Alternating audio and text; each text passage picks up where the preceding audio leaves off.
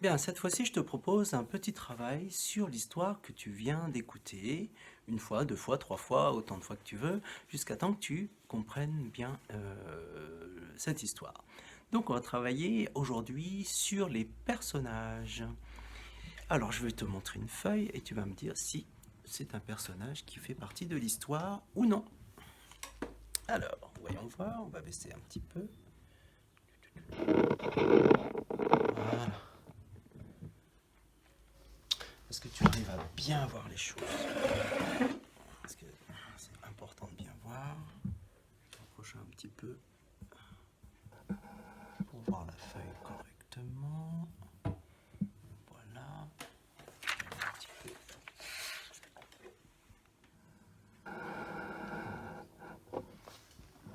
Voilà, on est bien droite. Voilà. Bien. Alors, je vais te montrer un personnage, tu vas me dire ce que c'est, et tu me dis si ça fait partie de l'histoire ou non. Alors là, qu'est-ce que c'est ça? On va commencer de gauche à droite et de haut en bas. Donc ça, c'est un kangourou. Kangourou. Y a-t-il un kangourou dans l'histoire?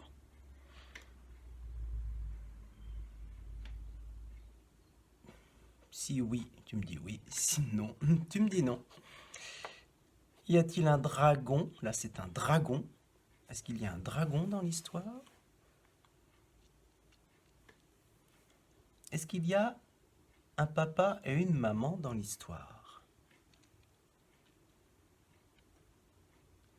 Y a-t-il un panda?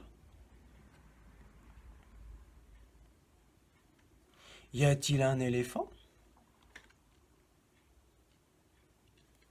Est-ce qu'il y a un canard? Est-ce qu'il y a un pirate dans l'histoire?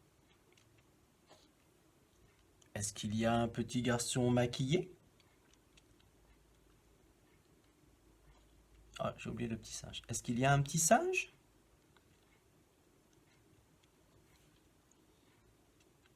Y a-t-il une petite fille avec des petites couettes? Et enfin, une sorcière.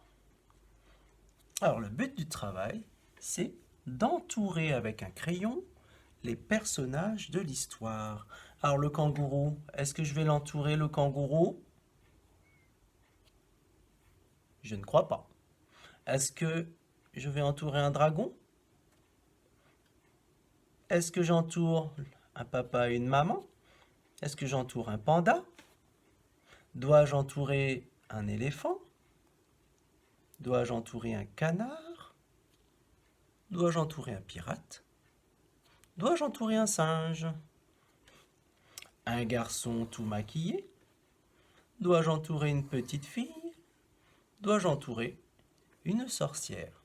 Je te laisse choisir, mais sache que tu ne peux entourer que les personnages que tu as rencontrés dans l'histoire que je viens de te raconter.